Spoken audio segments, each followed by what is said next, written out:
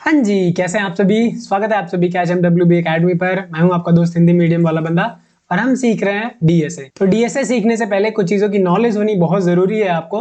तो कौन-कौन सी चीज़ों की नॉलेज होनी ज़रूरी है बिफोर स्टार्टिंग डीएसए, वो चीज़ें हम डिस्कस करने वाले हैं। तो वीडियो को अगर अभी तक लाइक नहीं किया है तो लाइक कर दीजिए, चैनल पे नए हो तो सब्सक्राइब कर दीजिए और अपने उन दोस्तों के साथ भी ज़रूर शेयर कर दें जो डीएसए सीख रहे हैं या फिर सीखना चाह रहे हैं। तो चलिए वीडियो को स्टार्ट करते हैं और पहले समझने की कोशिश करते हैं कि डीएसए सीखने से पहले क्या सीखना बेहद जरूरी है। तो अगर आपको स्क्रीन पे दिख रहा हो तो यहाँ पे मैंने दो चीजें मेंशन करी हुई है। पहला, आपको कोई एक प्रोग्रामिंग लैंग्वेज आनी चाहिए। अब यहाँ पे मैंने प्रोग्रामिंग लैंग्वेज दे दी है आपको, पाइथन, C++, जावा। इनमें से कोई भी एक सीख लीजिए। यहाँ पे हम जो सीरीज कंटिन्यू करेंगे उसमें हम पाइथन पे फोकस करेंगे। इसलिए करा हुआ है ताकि आप एक लैंग्वेज पे कमांड बना सको। अगर आप C++ में कर रहे हो तो पूरा का पूरा लॉजिक सेम रहने वाला है। अगर कोड अब आप अपने से लिख पा रहे हो इसका मतलब है आप बेहतर प्रोग्रामर हो। एक यूजर का कमेंट भी आया था डीएसए लॉन्च वाली वीडियो में। वहां पे उसने लिखा था सर इम्प्लीमेंटेशन भी सिखाइए। सिखाने को तो मैं सब सिखा दूंगा, ऐसी कोई बात नहीं है, बट अगर आपको लैंग्वेज आती है, आप लैंग्वेज में कॉन्फिडेंट हो, तो यहाँ पे जो हम लॉजिक डिस्कस करने वाले हैं स्टेप बाय स्टेप, वो लॉजिक आपको बस कोड में कन्वर्ट करना है। तो हम यहाँ पे पाइथन में करेंगे, बट अगर आप अदर लैंग्वेज यूज कर रहे हो तो मैं सजेस्ट करूंगा आप खुद करो। अब जो अप्रोच होने वाली है वो लाइन बाय लाइन होगी, तो कोड इंप्लीमेंटेशन में कोई भी दिक्कत नहीं आने वाला है। बट एक लैंग्वेज में इंप्लीमेंट करना जरूरी है ताकि पता चले कि हमारा कोड चल रहा है या नहीं चल रहा है। तो अगर आपने अभी तक लैंग्वेज स्टार्ट नहीं करी है तो पाइथन सीख सकते हो, या थोड़ी बहुत नॉलेज है पाइथन की तो आप पाइथन में डीएसए कंटिन्यू कर सकते हो। मैंने पहले भी कहा था डीएसए इंडिपेंडेंट ऑफ लैंग्वेज है, तो कोई फर्क नहीं पड़ता आप किस लैंग्वेज में इंप्लीमेंट कर रहे हो। हाँ, कंपनी वाइज डिपेंड करता है कि कौन सी कंपनी किस लैंग्वेज पे काम करती है, उस हिसाब से वो डीएसए भी उसी में सॉल्व कराते हैं।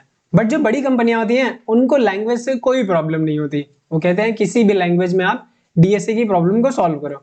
उनका जो मेन ऑब्जेक्टिव होता है वो ये होता है कि आप प्रॉब्लम सॉल्व करने का जो पैटर्न है वो कैसे फॉलो कर रहे हो, कैसे आप अप्रोच कर रहे हो।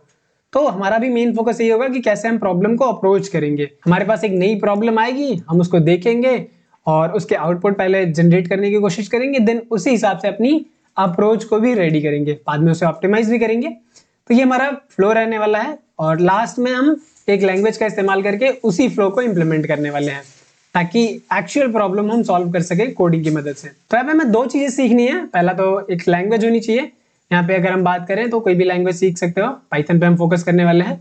एंड इस लैंग्वेज में क्या क्या चीजें आनी चाहिए आपको? पहला तो कंडीशनल्स आनी चाहिए, ठीक है, वेरिएबल्स आने चाहिए, कैसे इफ एल्स लगाना है, कैसे काम करता है इफ एल्स, ये सारी चीजें आपको अच्छे से आनी चाहिए। कैसे लूप्स लगाने होते हैं। अब लूप्स में भी हमारे पास दो तरीके के हैं, इंडेक्स का इस्तेमाल करते हैं, वैल्यू का डायरेक्ट इस्तेमाल करते हैं। तो जिस भी लैंग्वेज में जो भी फीचर होते हैं आपको अच्छे से आने चाहिए, ठीक है। इसके बाद फंक्शंस क्या होते हैं, कैसे डिफाइन करते हैं, फंक्शन में लॉजिक कैसे लिखते हैं, और फंक्शन से कुछ रिटर्न कराना हो तो किस तरीके से कराते हैं, तो ये सारी चीजें भी आनी चाहिए।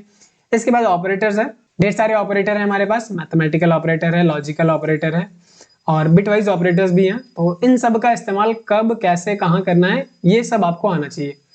तो अगर आपको ये सब बिल्कुल नहीं आता और आप चाहते हो कि पाइथन में ये सारी चीजें आपको है, तो मैंने पाइथन पर एक डिटेल्ड वीडियो ऑलरेडी बना रखी है जिनमें इन सारे कॉन्सेप्ट को बहुत ही इजी वे में समझाया गया है, तो आप उनको फॉलो कर सकते हैं। और थोड़ी बहुत आपको ऑब्जेक्ट ओरिएंटेड प्रोग्रामिंग आनी चाहिए, जैसे क्लासेस कैसे डिफाइन करते हैं, क्लासेस का मीनिंग क्या होता है, ऑब्जेक्ट कैसे बनाते हैं, ऑब्जेक्ट का मीनिंग क्या है, ऑब्जेक्ट के अंदर मेथड्स होते हैं, एट्रीब्यूट्स होते हैं, वो सारी चीजें कैसे डिफाइन करनी है, कैसे यूज करना है। तो अगर आप पाइथन सीखना चाहते हो तो इस पूरी प्लेलिस्ट को आप एक्सेस कर सकते हो, कंप्लीटली फ्री है। और ऐसा नहीं कि कोई फर्जी का नॉलेज दिया गया है, पूरा डिटेल्ड वीडियो है, तो आप आराम से जाके देख सकते हो अगर सीखना चाहते हो तो। अगर थोड़ी बहुत नॉलेज है तो आप स्टार्ट कर सकते हो डीएसए से। यहाँ पे भी हम पाइथन सीखेंगे, ऐसा नहीं है कि हम पाइथन कॉन्सेप्ट को रिवाइज नहीं करेंगे, रिवाइज भी करेंगे। तो दो चीजें चाहिए, एक लैंग्वेज चाहिए, दूसरा बेसिक मैथ्स की नॉलेज होनी चाहिए। अब जैसे आपको किसी नंबर का फैक्टोरियल निकालना है पर आपको तो पता ही नहीं है कि कैसे फैक्टोरियल निकालते हैं, क्योंकि आपको मैथ्स की नॉलेज नहीं है। फिबोनाची नंबर सीक्वेंस निकालना है वो भी आपको नहीं पता, नंबर ऑड है या इवन है, पर आपको मैथ्स ही नहीं पता, तो आप कैसे इंप्लीमेंट करोगे सारी चीजों को? तो बेसिक मैथ्स जो है वो आनी चाहिए, ये हर जगह यूज होगा। तो अगर आती है तो वेल एंड गुड, नहीं आती तो धीरे धीरे सीख लेंगे। उम्मीद है आपको अब क्लियर होगा कि डीएसए स्टार्ट करने से पहले क्या करना है। ये दो चीजें रिवाइज कर लेनी है आपको, बहुत ज्यादा टाइम नहीं लगेगा अगर आपको आता है तो, और नहीं भी रिवाइज करना है तो अब वीडियो में चलते चलते रिवाइज कर लेंगे, कोई इशू वाली बात नहीं है। तो नेक्स्ट वीडियो से हम स्टार्ट करेंगे एरे डेटा स्ट्रक्चर के बारे में और पूरा का पूरा समझने की कोशिश करेंगे कि एरे कैसे काम करता है। और फिर एरे से रिलेटेड प्रॉब्लम्स भी सॉल्व कर रहे होंगे।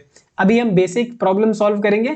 तो यहाँ पे एक टर्म है टाइम एंड स्पेस कॉम्प्लेक्सिटी, उसके बारे में हम बात करेंगे नेक्स्ट वीक में जब हम सॉर्टिंग स्टार्ट करेंगे। उसके पहले डिस्कस करेंगे टाइम एंड स्पेस कॉम्प्लेक्सिटी, इन सब का मतलब क्या है और कैसे हम इसी का इस्तेमाल करके अपने कोड को ऑप्टिमाइज करते हैं। इस वीक की वीडियो में बस इतना ही होगा कि आपको बेसिक एरे की नॉलेज देंगे और कुछ प्रॉब्लम्स हैं, 5 या 6 प्रॉब्लम्स हैं, उनको सॉल्व करेंगे और वहां से समझने की कोशिश करेंगे एरे को भी, प्रॉब्लम सॉल्विंग को भी और हमारी अप्रोच को भी। तो मिलते हैं हम हमारी नेक्स्ट वीडियो में, तब तक के लिए कीप लर्निंग। नमस्कार।